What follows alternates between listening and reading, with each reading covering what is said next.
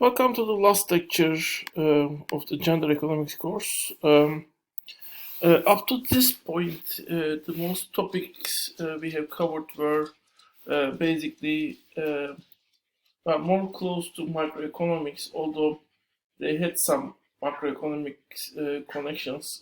For example, when we were aiming to count unpaid work, basically we are considering a alternative way of calculating GDP, for example. I mean, an additional component of GDP, a method for calculating that additional component.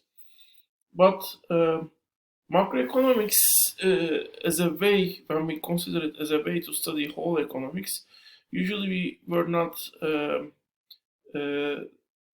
We were not dealing with that actually.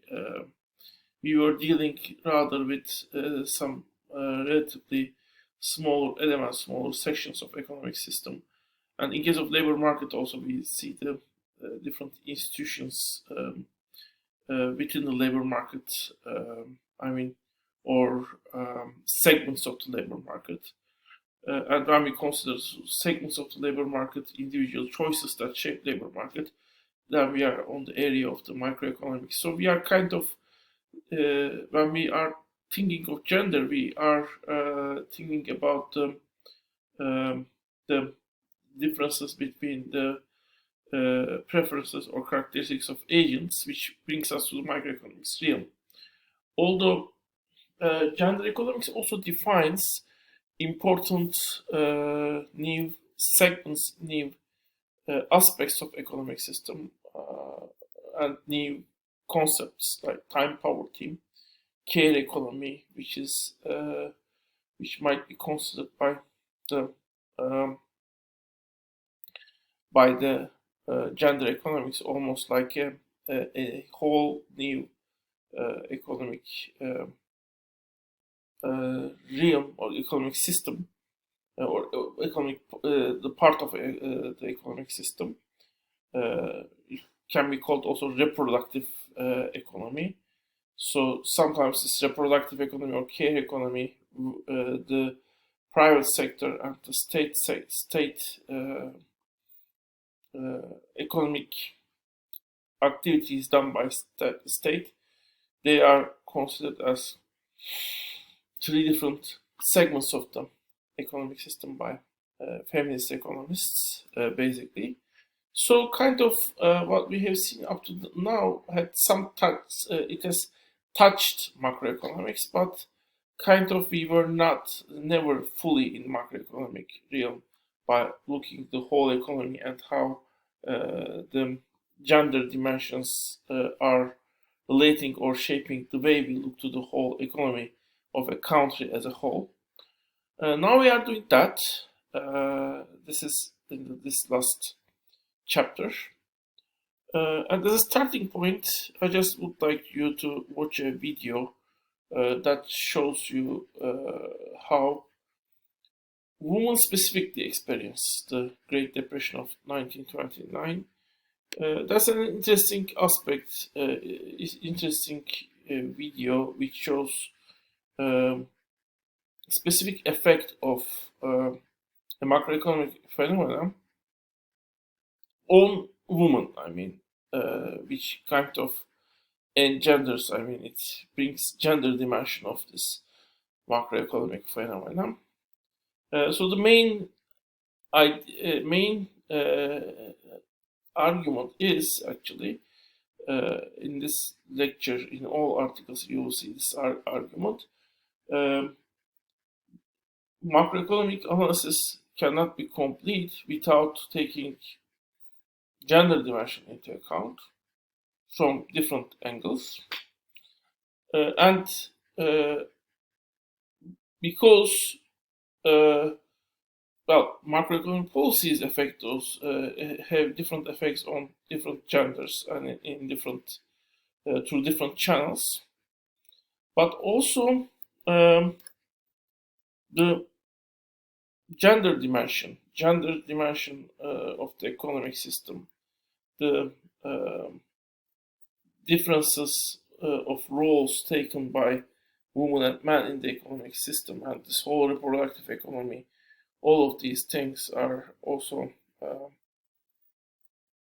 affecting the macroeconomic trends, basically. So we have six articles, and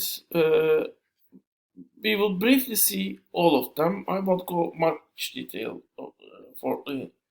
in neither of them, as I should actually.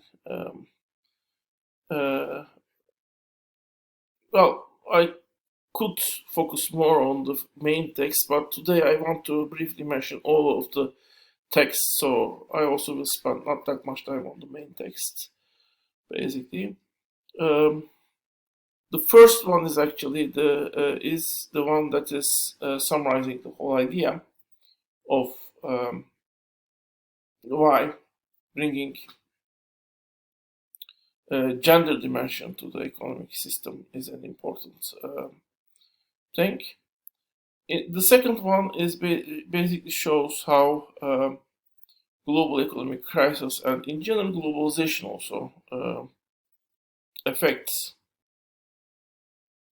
the gender relations and also to some extent ethnic ethnic I mean aspects of the economic system, how different roles are taken by different ethnic groups in the economic system. But our focus will be in today's lecture gender, although you are welcome to read and think about ethnic implications mentioned. And the third one is interesting. It shows how gender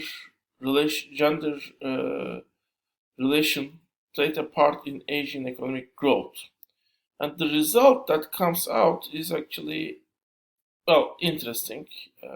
Let's say the third one looks how 2008 and 2009 U.S. recession has changed time allocation of many mothers and fathers. It's an interesting empirical research, basically. Then we will see a specific activity done by Australia government, basically planning government budgets by taking and calculating gender effects of those budgets, basically. It's done in Australia for a limited time, and then it was ended. That was a time when feminist economists were active in the Australian government, and it's an interesting experience. I mean, again, I will talk just briefly on the experience, but you can read the article for more detail.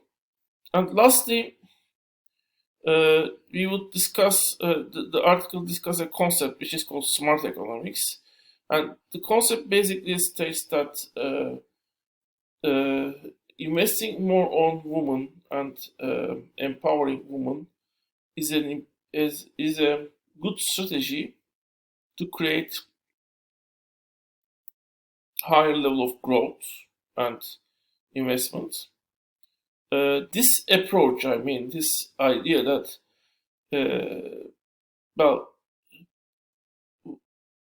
governments or societies should invest in women because it is smart, it is promoting growth and development.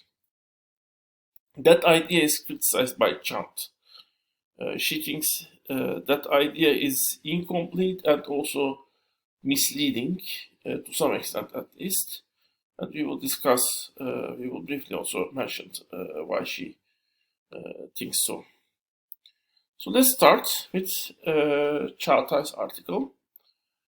She basically, her article basically talks on even though macroeconomics is not focused on of famous economics, in order to predict complete macroeconomic policies, as well as causes of macroeconomic trends, it's necessary to understand and measure gender dimension of macroeconomics. Um, that's the basic idea. And well, she defines macroeconomics, as I mentioned earlier, as a framework which takes markets and private sector as an entity, and state intervention as another entity, and sometimes global interactions between countries is another factor inside of the macroeconomic analysis. However, um, according to her, in this framework, well, the an important part of the economic system, basically the primarily the reproductive economic system, is missing. What is happening inside of the homes, and how basically macroeconomic policies are affecting the economic relations and economic um, um conditions within the homes, is making the macroeconomic analysis kind of limited. Also, without taking into account heterogeneity of the economic system, I mean, the fact that gender, even in the paid economic system, I mean, in the private sector, the men and women are uh, taking different roles. That fact is also hurting the limiting the macroeconomic analysis. And that's because macroeconomic analysis, I mean, in order to understand full effect of macroeconomic policies on economic system, these factors should be included into the analysis. Okay. Well, one example Nilüfer Çağatay gives is basically um, the effect of the austerity policies. I mean, restricting the budgets of the government, but cutting government budgets. Basically, it has an unseen effect. For example, within the household. Because as income level of the families decrease, uh, families are able to buy less from the market, and as a result, in order to substitute what they could not buy, they need to increase the production inside of the house. That means maybe they cannot buy pre-prepared foods. They need to prepare food from the very scratch. Maybe they cannot buy new clothes. They need to just repair the existing clothes. So internal production inside of the house will increase, which will actually um, decrease, for example, the time. I mean, it is something that will decrease the time uh, of the family members that participate in this internal production, and mostly those people are women.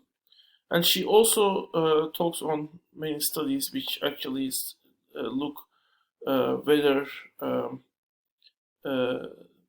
the gender segregation, for example, within the labor market, without it, the economic the growth rates will be higher or lower.